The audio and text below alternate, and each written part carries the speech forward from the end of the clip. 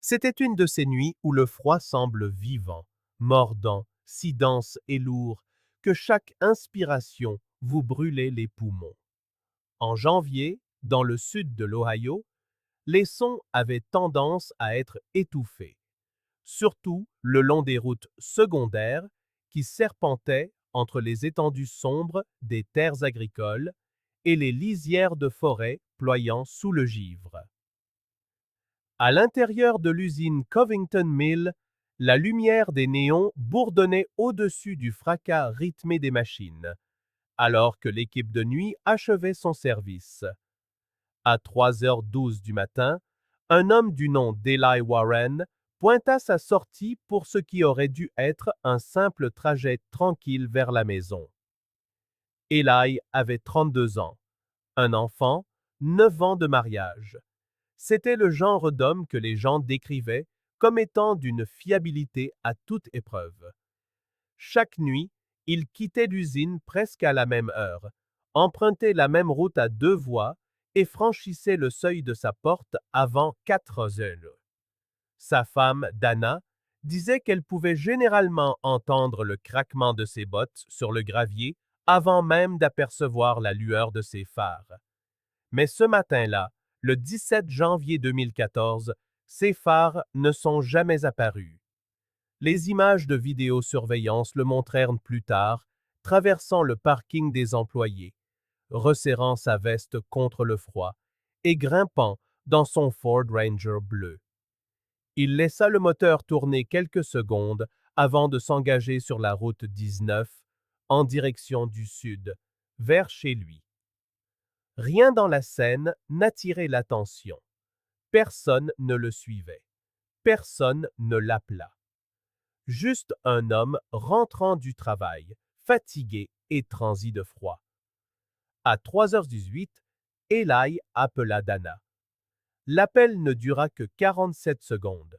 Il lui dit qu'il quittait l'usine, que les routes étaient glissantes mais praticables et qu'il la verrait bientôt. Elle raconta plus tard qu'il semblait normal, peut-être un peu fatigué. Ce fut la dernière fois que quelqu'un entendit sa voix. Au lever du soleil, la cafetière dans leur cuisine avait refroidi.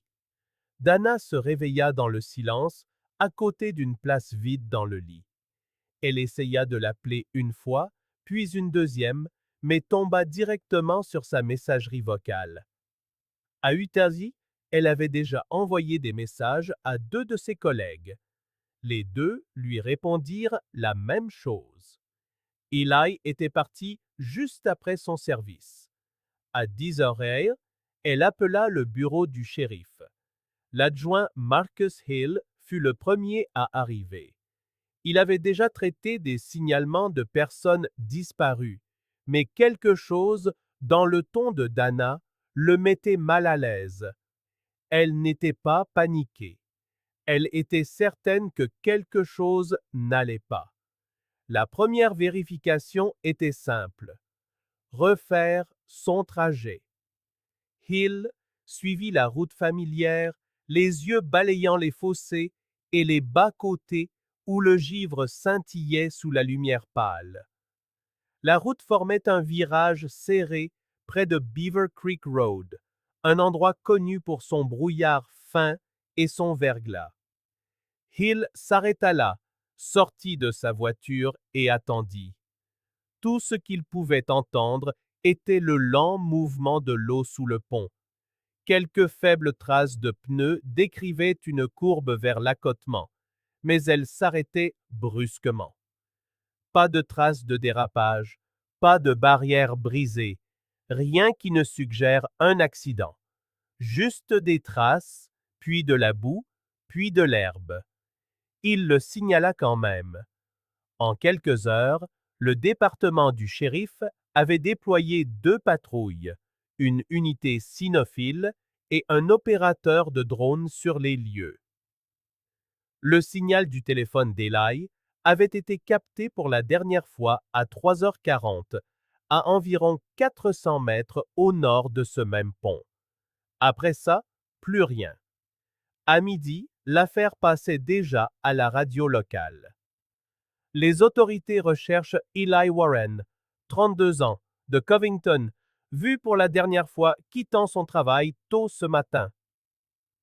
Debout sur le pas de sa porte avec leur fils, Dana regardait les adjoints interroger les voisins, chaque mot de réconfort semblant plus mince que l'air ambiant.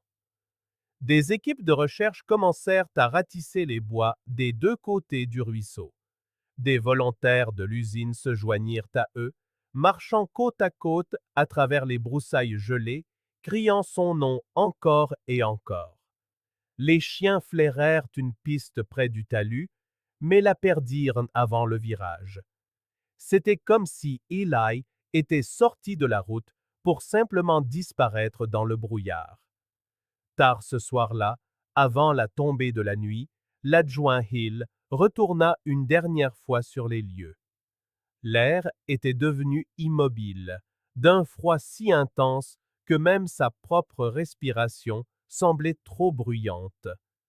Il s'accroupit près des rochers, au bord de l'eau, scrutant la lisière où la glace rencontrait la boue.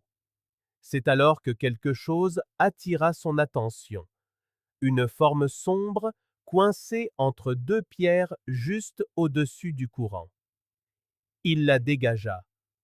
Un seul gant, noir, doublé de toile. À l'intérieur du poignet, une étiquette délavée brodée de deux initiales, IW. Il était propre, sec et étrangement chaud au toucher, comme s'il n'était pas là depuis longtemps. Hill le signala, la voix basse, les yeux fixés sur l'eau calme. De retour à la maison, Dana était assise près de la fenêtre de la cuisine, là même où elle l'avait attendu chaque nuit pendant 9 ans. La lumière du porche était toujours allumée, jetant une lueur pâle sur la neige. Elle ne le savait pas encore, mais ce gant, celui qui reposait maintenant dans un sac de preuves en plastique sur le siège du policier, serait la première et unique trace de son mari retrouvée pendant près d'une décennie. Et tandis que l'obscurité s'installait de nouveau sur Beaver Creek, les volontaires remballaient leur matériel, leurs lampes de poche se balançant au loin comme des étoiles filantes. Les recherches étaient suspendues pour la nuit. Mais tous ceux qui avaient été là s'accordaient sur une chose. Ce n'était pas comme si Ellie avait simplement disparu. C'était comme s'il avait été arraché au monde. Le lendemain matin, les recherches se concentrèrent sur le cours d'eau. Les enquêteurs pensaient que le camion d'Eli avait dû sortir de la route quelque part le long du tronçon qui longeait Beaver Creek, une route sinueuse et couverte de givre qui devenait une patinoire chaque hiver. La théorie tenait la route. Il était fatigué. Le brouillard avait été dense cette nuit-là. Peut-être avait-il pris le virage trop vite. Peut-être n'avait-il jamais vu le bord de la chaussée. Mais lorsque les policiers inspectèrent l'accotement à la lumière du jour, il n'y avait aucune preuve d'accident. Pas de barrière brisée, pas de buisson arraché, pas de fragments de verre scintillant dans la boue. Le sol semblait intact, comme si rien n'y était jamais passé. À midi, le shérif fit appel à des équipes de plongeurs des comtés voisins. Ils draguèrent les bords peu profonds du ruisseau, là où le courant ralentissait et où l'eau devenait noire de limon. Un plongeur décrivit le fond comme un cimetière de vieux pneus et de branches d'arbres, le genre d'endroit où les choses pouvaient rester cachées pendant des années. Mais après 2 jours complets de recherche, ils remontèrent sans rien. Pas de métal, pas de verre, pas même une trace d'huile qui aurait pu fuir d'un camion submergé. Le premier indice tangible vint d'un camionneur qui transportait des légumes dans la région ce même matin.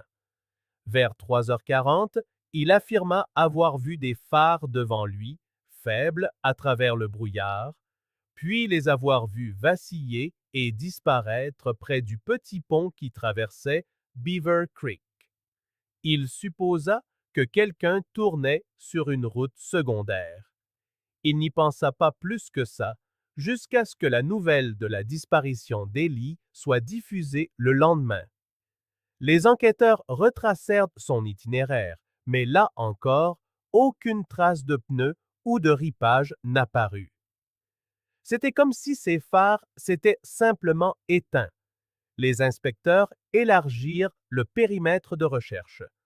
Ils passèrent au peigne fin chaque route de service et chaque aire de repos en gravier où Ellie aurait pu s'arrêter. Ils vérifièrent les stations-service et les parkings à proximité. Les enregistrements de surveillance furent visionnés, image par image, mais chaque horodatage après 3h15 du matin ne montrait rien. Les registres du téléphone d'Ellie cessaient d'émettre près de ce même pont quelques minutes avant 3h41, suggérant qu'il n'avait jamais dépassé ce point. À la fin de la première semaine, l'enquête passa de la recherche à la spéculation. Les médias commencèrent à appeler l'affaire la disparition de Beaver Creek. Les journaux locaux publièrent des photos du visage souriant d'Eli à côté de titres qui semblaient remettre en question son caractère plus que son sort. Les rumeurs commencèrent à se répandre en ville. Certains disaient qu'il avait des problèmes d'argent, d'autres chuchotaient qu'il avait une liaison, une raison de tout quitter. Mais ceux qui le connaissaient bien balayaient tout cela d'un revers de la main. Ellie n'était pas le genre d'homme à disparaître volontairement. Il avait un emploi stable, une famille qu'il adorait, un fils qui attendait chaque nuit ses phares dans l'allée. Pourtant, les petites villes ont la mémoire longue et la patience courte. En février, lorsque la neige fondit et que le sol s'amollit, les volontaires cessèrent de venir. Le bureau du shérif réduisit les ressources, se concentrant sur les affaires en cours. Le ruisseau dégela, le brouillard se leva, et la recherche d'Eli Warren tomba tranquillement dans l'oubli. Dana refusa de laisser mourir l'affaire. Chaque jour avant d'aller travailler, elle s'arrêtait au bureau du shérif, demandant s'il y avait de nouvelles pistes, de nouvelles recherches, n'importe quoi qui pourrait expliquer comment un homme pouvait se volatiliser sur un trajet de 27 minutes. Elle imprima des avis de recherche, écrivit des lettres aux chaînes de télévision, appela des enquêteurs de l'État qui ne la rappelèrent jamais. La maison commença à changer de manière subtile. Ses bottes restaient près de la porte, sa tasse de café sur le comptoir. Elle ne pouvait se résoudre à les déplacer. Au début, les voisins essayèrent d'aider, apportant des plats cuisinés et des mots qui semblaient gentils mais creux. Avec le temps, même eux se turent. Les gens évitaient son regard à l'épicerie, ne sachant que dire à une femme dont le mari avait tout simplement cessé d'exister. La pitié dans leurs yeux lui faisait plus mal que le silence. L'été venu, Beaver Creek avait changé d'aspect. Les arbres, le long de la rive, s'étaient étoffés, recouvrant les berges que les plongeurs avaient autrefois arpentées. Des enfants pêchaient depuis le pont où les policiers s'étaient tenus. Le dossier de l'affaire s'épaississait, mais sans s'approfondir. Des centaines de pages d'entretien, de cartes et de photographies qui menaient toutes à la même conclusion.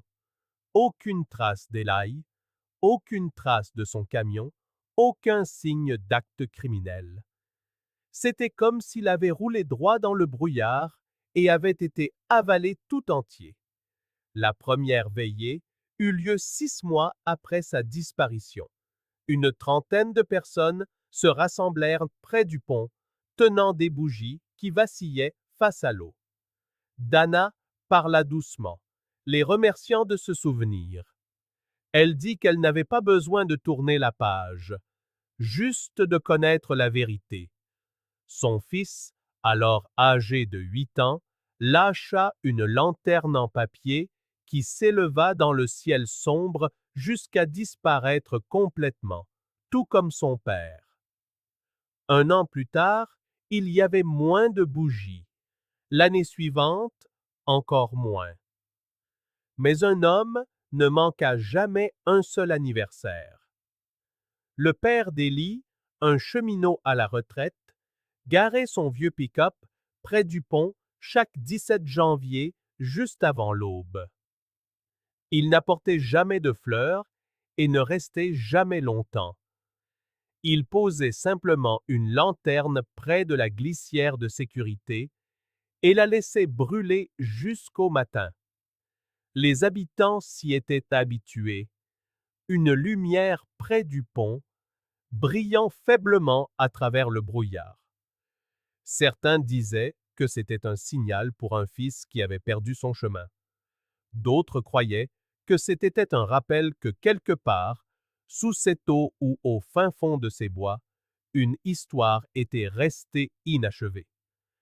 Personne n'aurait pu savoir que 9 ans plus tard, la rivière commencerait enfin à révéler l'un de ses secrets. Chaque affaire que nous partageons n'est pas qu'une simple histoire. Ce sont des nuits de recherche, de vérification et de quête de la vérité. Nous faisons cela parce que ces histoires comptent. Quelqu'un mérite encore qu'on se souvienne de lui. Si vous voulez que nous continuions à découvrir d'autres mystères, veuillez aimer, vous abonner et partager dans les commentaires la partie de l'affaire d'aujourd'hui qui vous a le plus touché. Votre soutien nous permet de continuer. Pour plus d'affaires non résolues comme celle-ci, consultez les liens dans la description ci-dessous. Maintenant, revenons à l'affaire. 9 ans, c'est long pour un silence. Pour la famille Warren, ce n'était pas le genre de silence qui s'estompe avec le temps. C'était celui qui devient plus fort, plus lourd, remplissant chaque pièce de leur petite maison de l'Ohio. Les pages du calendrier se tournaient, les saisons passaient, mais l'absence d'Eli restait la même.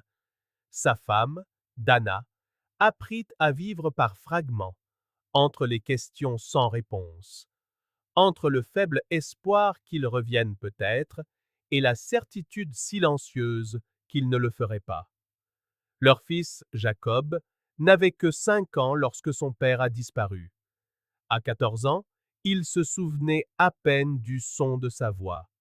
Il se rappelait plus de sa mélodie que des mots, un ton bas et calme qui résonnait dans la maison lorsqu'il lisait des histoires pour s'endormir. Maintenant, cette voix ne vivait plus que dans de vieilles vidéos de famille stockées sur un disque dur qu'elle ne pouvait se résoudre à ouvrir. La recherche d'Eli avait depuis longtemps disparu des gros titres. La plupart des adjoints qui avaient travaillé sur l'affaire initiale avaient pris leur retraite ou avaient été mutés. Le pont près de Beaver Creek était devenu une légende urbaine locale, un endroit où les adolescents se mettaient au défi de se rendre après la tombée de la nuit, le site d'un mystère devenu si froid que la rumeur s'était transformée en folklore. Dana l'évitait complètement. Le père d'Eli s'y rendait encore chaque mois de janvier, plaçant sa lanterne près de la même glissière de sécurité, mais même lui avait cessé d'attendre des réponses. Ce ne fut ni un tuyau, ni un aveu, ni même une découverte fortuite qui ramena l'affaire sur le devant de la scène. Ce furent des travaux. À l'automne 2023, le comté approuva un projet d'entretien d'un barrage en amont qui nécessitait d'abaisser temporairement le niveau de l'eau de Beaver Creek. La baisse exposa des parties du lit de la rivière qui n'avaient pas vu la lumière du jour depuis des décennies. Quelques jours après le début des travaux, un superviseur du parc local informa le bureau du shérif, suggérant qu'il réexamine la zone pendant que les conditions étaient idéales.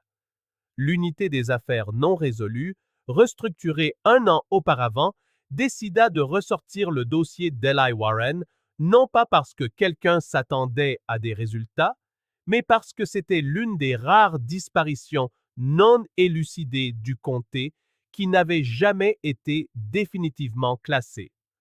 L'inspectrice Erin Roose fut chargée de la réouverture du dossier.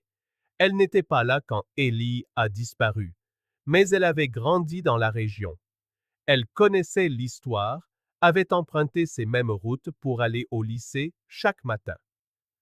Lorsqu'elle ouvrit le dossier, la première chose qu'elle remarqua fut la minceur des preuves matérielles. Un gant, quelques empreintes de pneus et une série de relevés téléphoniques qui s'étaient tus d'un seul coup. Il n'y avait pas de rapport d'accident, pas de signe d'acte criminel, et rien n'avait été retrouvé en aval. L'affaire ne se lisait pas comme une disparition, mais comme une pause, une nuit qui s'était arrêtée au milieu d'une phrase.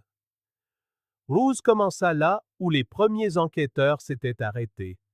Elle demanda les registres des employés de l'ancienne usine, extrayant des sauvegardes numériques de 2014 qui avaient été transférées dans le système d'archives du comté. Dans ces registres, elle trouva quelque chose d'étrange.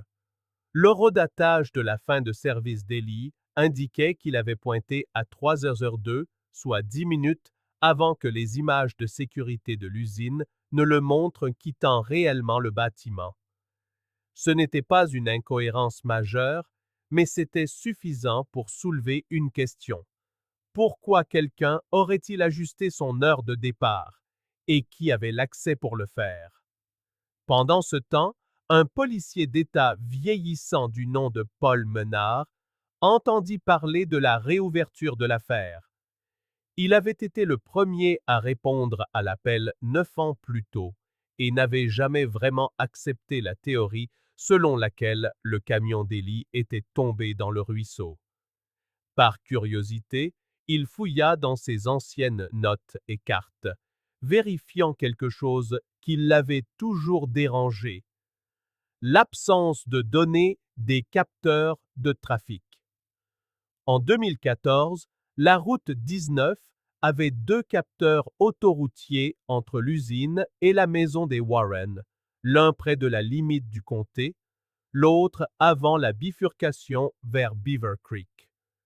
Tout véhicule empruntant cette route aurait dû être enregistré automatiquement, mais lorsque Ménard examina les données archivées, il réalisa que le camion d'Eli n'était jamais passé par l'un ou l'autre de ces points de contrôle après 3h15. Quoi qu'il se soit passé, c'était arrivé avant qu'il n'atteigne ce second capteur. Rose compila les découvertes. Une heure de sortie falsifiée, des données autoroutières manquantes et un itinéraire qui s'évanouissait littéralement dans la nature. Elle interrogea les anciens collègues d'Ellie, dont la plupart avaient changé de vie. Certains se souvenaient de lui avec affection, d'autres vaguement. Un homme, maintenant à la retraite, se rappela avoir entendu des voix s'élever près du quai de chargement cette nuit-là, mais ne put dire qui était impliqué. Un autre se souvint que Ellie était resté tard la semaine précédente pour régler un problème de paperasse. Rien de tout cela n'était concluant, mais pour la première fois depuis des années, le dossier avait une direction. De retour en ville, la nouvelle se répandit discrètement que l'affaire était de nouveau active. Dana l'apprit par une amie au palais de justice et ne sut que ressentir. L'espoir était devenu une chose dangereuse après 9 ans. Elle l'avait enterré si souvent que le déterrer à nouveau semblait presque cruel. Pourtant, elle ne pouvait s'empêcher de regarder les informations locales chaque soir, faisant défiler des mises à jour qui n'en disaient guère plus que enquête en cours. Alors que l'hiver s'installait, le projet de barrage avançait. Le ruisseau coulait plus lentement, ses rives reculant de plusieurs mètres chaque semaine. Les employés du comté évacuaient les débris des berges exposées. Des boîtes de conserve rouillées, du bois flotté, des restes de vieilles clôtures. Par un après-midi couvert, l'un d'eux, un homme nommé Greg Timmons, dégageait du limon près d'un méandre juste au nord du pont, lorsque sa pelle heurta quelque chose de solide.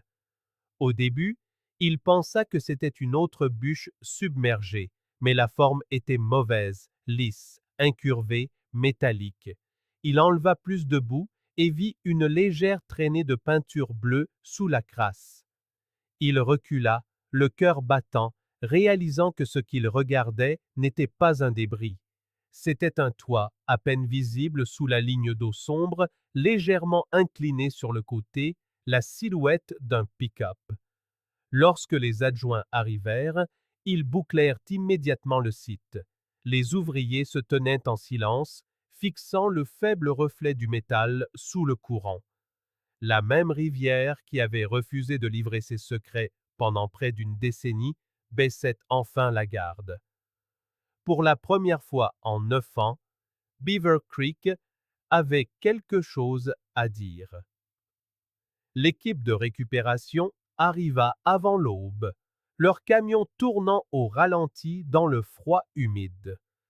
Au moment où le soleil se leva sur Beaver Creek, tout le méandre était entouré de rubans jaunes et de silence. Le niveau de l'eau avait encore baissé de 60 centimètres pendant la nuit, suffisamment pour que le toit du pick-up enfoui scintille faiblement sous la surface. 9 ans s'étaient écoulés depuis que quiconque avait vu le Ford Ranger bleu d'Eli Warren, mais il était là, légèrement incliné, coincé entre deux arbres submergés, comme si le temps lui-même l'avait garé là. Les plongeurs entrèrent dans l'eau juste après le lever du soleil. Ce qui aurait dû être une extraction simple se révéla étrange presque immédiatement. Le camion était trop propre. Des années sous le limon et le courant auraient dû décaper la peinture, ronger le métal. Au lieu de cela, sous une fine croûte de boue, la couleur était encore visible, un bleu acier. Lorsque la grue le sortit enfin de l'eau, le liquide qui se déversa de la cabine était sombre et lourd. L'odeur d'algues et d'huile était épaisse dans l'air. Les badauds regardaient, stupéfaits et silencieux. Le shérif local, le même homme qui avait classé le dossier 8 ans plus tôt, observait depuis la rive, les bras croisés fermement sur sa poitrine. Une fois le ranger hissé sur le plateau, les techniciens de la police scientifique agirent rapidement. Ils ouvrirent les portes avec précaution, veillant à préserver chaque trace de preuve. À l'intérieur, l'air était humide, mais étonnamment intact. Aucun signe d'inondation catastrophique. Le siège du conducteur était légèrement reculé, le contact coupé, le levier de vitesse au point mort. Le portefeuille d'Eli se trouvait dans la console centrale, son badge d'usine à côté, les bords rouillés mais lisibles. Son thermos était toujours coincé entre les sièges, à moitié plein d'un liquide trouble. Mais il manquait une chose. Il n'y avait pas de corps. Pendant un instant, la scène se figea. Les enquêteurs échangèrent des regards discrets, personne n'étant tout à fait prêt à dire ce qu'il pensait. 9 ans dans un camion sous l'eau aurait dû laisser des restes, quelque chose, n'importe quoi. Mais il n'y avait rien. Pas d'os, pas de fibres de vêtements, rien de biologique du tout. C'était comme si quelqu'un avait placé le camion là, vide. La portière côté passager était légèrement entr'ouverte, gorgée d'eau mais non forcée. La vitre côté conducteur était complètement remontée. Cela n'avait aucun sens. Si Eli avait eu un accident et avait tenté de s'échapper, la portière du conducteur aurait dû être ouverte ou au moins entr'ouverte. Mais la disposition suggérait le contraire. Quelqu'un d'autre avait été à l'intérieur ou quelqu'un d'autre avait mis le camion là après coup. Sur le tableau de bord, un technicien remarqua quelque chose de petit, à moitié caché sous la saleté. Un morceau de papier, à moitié déchiré, au bord recourbé. C'était un reçu de station-service. L'horodatage indiquait 3h41 du matin, la nuit même où Ellie avait disparu. L'adresse imprimée sur le ticket indiquait un lieu à 25 km à l'est, à l'opposé complet de sa route pour rentrer. Cette révélation saisit tout le monde au même instant. Eli avait appelé sa femme à 3h12 pour lui dire qu'il rentrait chez lui.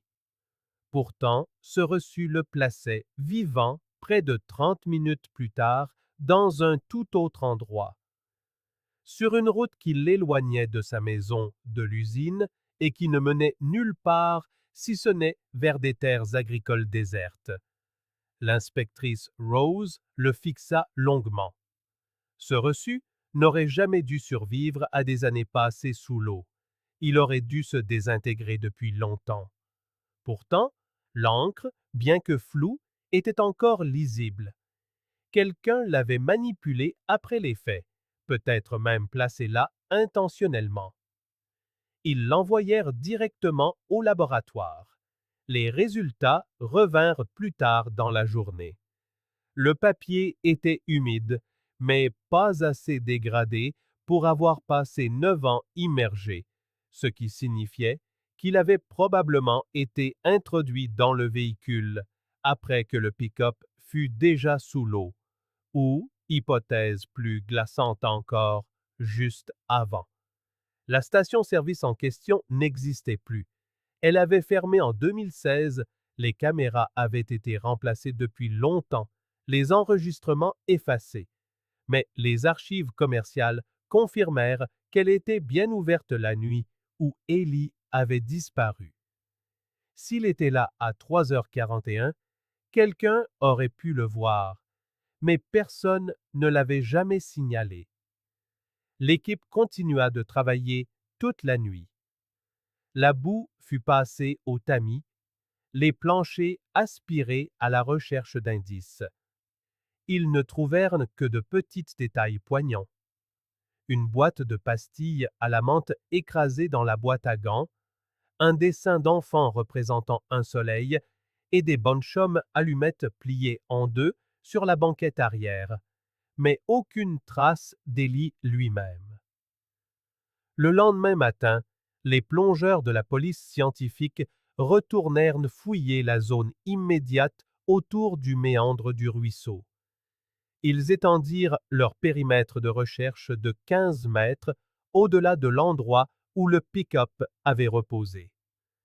C'est alors que l'un d'eux signala par radio quelque chose d'étrange. Près de la rive, sous les premiers centimètres de boue, ils avaient trouvé des empreintes. 2 traces superposées côte à côte. La première correspondait à une botte d'homme, semelle épaisse, pointure 45. La seconde, plus petite, plus légère, avec un talon plus étroit, était probablement celle d'une femme. La disposition des traces suggérait que les 2 personnes s'étaient approchées du pick-up après qu'il soit entré dans les eaux peu profondes, et non avant, ce qui signifiait que d'une manière ou d'une autre, le véhicule avait été placé là lorsque le ruisseau était plus bas, peut-être pendant une saison sèche, puis avait coulé à mesure que l'eau montait. Le bureau du shérif boucla de nouveau la zone. Les rumeurs se répandirent rapidement en ville, parlant d'un complice, d'une dissimulation, d'une relation secrète. Mais les preuves n'étaient plus des ragots. Elles étaient physiques. Quelqu'un avait été avec Eli cette nuit-là, quelqu'un qui avait marché dans ces mêmes pas boueux et n'avait jamais dit un mot. Au moment où la Seine fut nettoyée, le soleil se couchait de nouveau et le ruisseau autrefois vide ressemblait maintenant à une scène de crime figée dans le temps. Le pick-up, sous les projecteurs, laissait s'égoutter la boue de ses pneus, sa portière ouverte faisant face au bois sombre, comme s'il attendait que quelqu'un y remonte. Pendant 9 ans, tout le monde avait cru que la rivière avait englouti la vérité. Maintenant, il semblait que la rivière n'avait fait que la garder. Lorsque les enquêteurs confirmèrent les empreintes digitales sur la portière passager, l'affaire passa du mystère à quelque chose de plus sombre.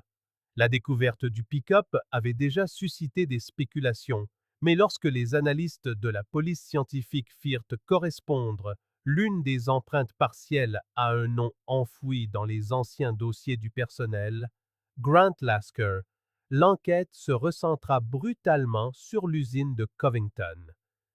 Grant avait été le superviseur d'Eli Warren la nuit de sa disparition. En 2014, il avait 38 ans, un chef d'équipe connu pour prendre des raccourcis afin d'atteindre les quotas. Son nom était apparu dans les premiers rapports, mais seulement en passant. Il avait été brièvement interrogé, avait dit avoir vu Eli partir, et c'était tout.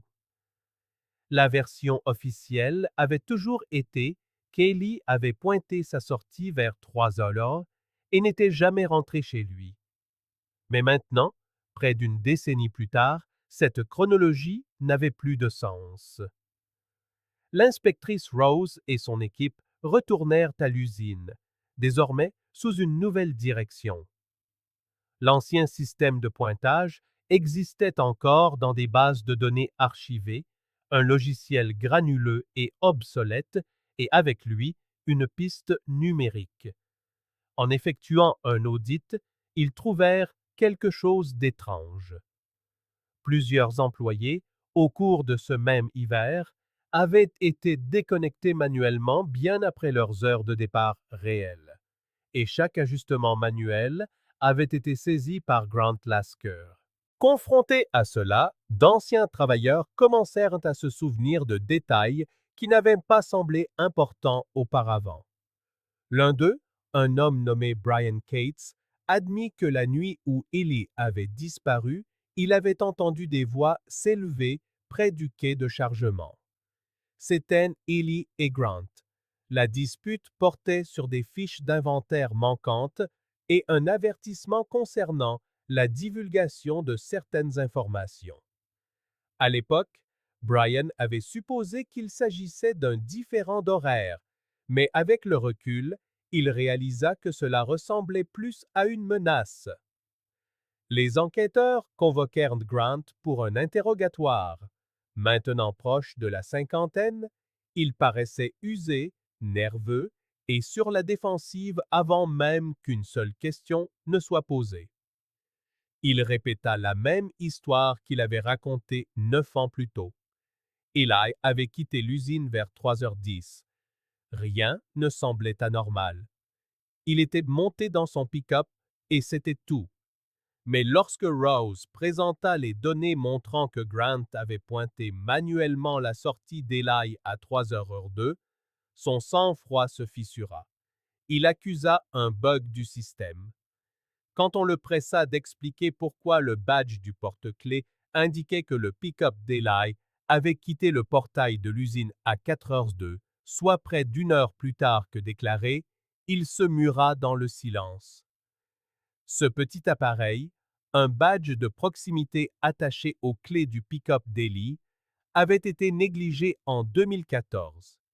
Il était conçu pour déclencher automatiquement le portail de sécurité lorsque les employés partaient en dehors des heures de service.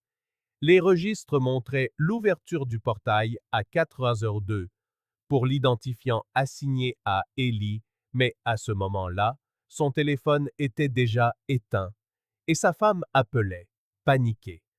L'horodatage prouvait qu'il n'était pas parti quand tout le monde le pensait.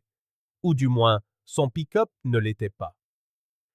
Les enquêteurs commencèrent à reconstituer chaque étape de cette nuit.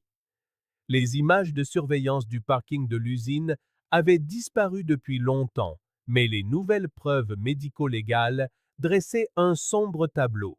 Quelqu'un, presque certainement Grant, était dans le pick-up d'Eli après qu'il était censé être parti. Personne ne pouvait dire si Eli était encore en vie à ce moment-là. Ils testèrent à nouveau les empreintes partielles trouvées sur le pick-up récupéré, cette fois en utilisant une cartographie 3D améliorée pour confirmer les angles de pression. Les résultats furent concluants. Une correspondance claire avec Grant Lasker sur la portière côté passager. Pas assez pour une arrestation en soi, mais plus qu'assez pour justifier une enquête plus approfondie. Rose retourna aux anciens dossiers d'Ellie, cherchant un mobile. C'est alors qu'elle trouva une note de service déposée quelques jours seulement avant sa disparition. Ellie avait signalé des écarts dans les registres d'inventaire de l'usine, des litres de solvants industriels manquant dans les livraisons hebdomadaires. L'audit interne de l'entreprise n'avait jamais été achevé, mais il était marqué comme étant en cours d'examen par un seul nom, Grant Lasker. Le tableau se dessinait, mais il était sordide. Grant falsifiait les fiches de présence et déclarait de fausses informations sur les matériaux, vendant probablement les solvants au noir à des entrepreneurs locaux. Si Ellie l'avait découvert, il serait devenu une menace. Et par une nuit glaciale de janvier, avec l'usine presque vide, cette menace aurait pu se transformer en quelque chose de pire. Lorsque les enquêteurs ramenèrent Grant pour un interrogatoire de suivi, il avait l'air différent, plus désespéré que défiant. Il nia tout, affirmant qu'il était victime d'un coup monté, que les données étaient réinterprétées pour correspondre à un récit. Mais lorsqu'on le confronta aux preuves du badge, ses mains se mirent à trembler. Il demanda un avocat et quitta la pièce avant la fin de l'interrogatoire. En une semaine, il avait démissionné et quitté la ville. Son téléphone était déconnecté. Sa famille dit ne pas avoir eu de ses nouvelles, bien qu'un collègue ait affirmé l'avoir vu à une station-service 2 villes plus loin, assis dans sa voiture, les phares éteints. 3 semaines plus tard, le gérant d'un motel du Kentucky Rural appela le bureau du shérif pour signaler un client qui n'avait pas rendu sa chambre. Lorsque les adjoints entrèrent, ils trouvèrent Grant Lasker gisant sur le sol, un flacon de pilule vide à côté du lit. Sur la table de chevet reposait une note pliée, écrite d'une main tremblante. Elle ne contenait qu'une seule phrase. Il refusait de se taire. Ces mots sonnèrent comme un aveu et un avertissement. Le médecin légiste conclut à une overdose. La note fut recueillie comme preuve, mais aucun autre détail ne fut trouvé. Aucune mention d'Ellie, aucun nom, aucune explication. Pourtant, pour les enquêteurs, l'implication était suffisante. Grant avait caché quelque chose qui l'avait hanté pendant des années, et maintenant, cela l'avait consumé. Tandis que l'inspectrice Rose relisait le dossier tard cette nuit-là, elle ne pouvait chasser l'image du pick-up submergé en silence pendant près d'une décennie, gardant ses secrets. Elle se demandait ce que Grant avait voulu dire exactement et si ces mots étaient le fruit de la culpabilité ou de la peur, ou des deux.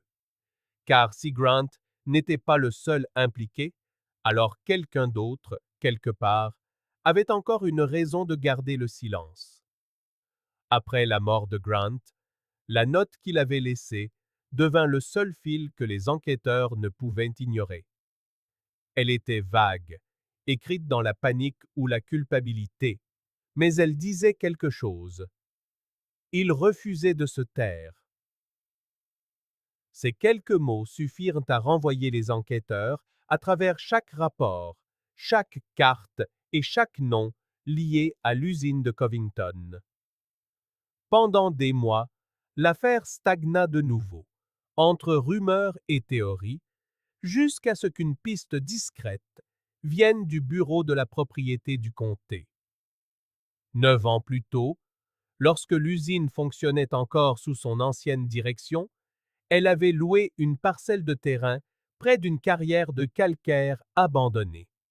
Le site avait été désaffecté des décennies auparavant, mais des documents montraient que l'usine y utilisait encore un petit bâtiment extérieur, répertorié comme un hangar de stockage. Il n'avait jamais fait partie des recherches officielles. La zone était isolée, clôturée, et avait changé de propriétaire plusieurs fois depuis la disparition d'Ellie. La plupart des gens avaient oublié son existence. L'inspectrice Rouse demanda la permission de l'inspecter. Une équipe de la police scientifique arriva fin octobre, leurs pneus crissant sur le gravier et les herbes sèches. Le bâtiment se dressait seul, un hangar en acier rouillé sans électricité, à moitié enfoui contre la pente surplombant la fosse de la carrière.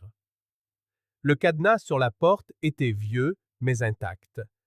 Quand ils le forcèrent, l'odeur les frappa en premier. La terre, la décomposition, quelque chose de métallique. À l'intérieur, le sol était inégal, une couche de terre recouvrant un béton fissuré. Le géoradar balaya la surface en ligne lente et délibérée. Lorsque l'opérateur s'arrêta, l'écran afficha une forme sans équivoque, de taille humaine, d'environ 1,80 m de long, enterrée juste sous le sol. En quelques heures, les experts en excavation commencèrent les fouilles.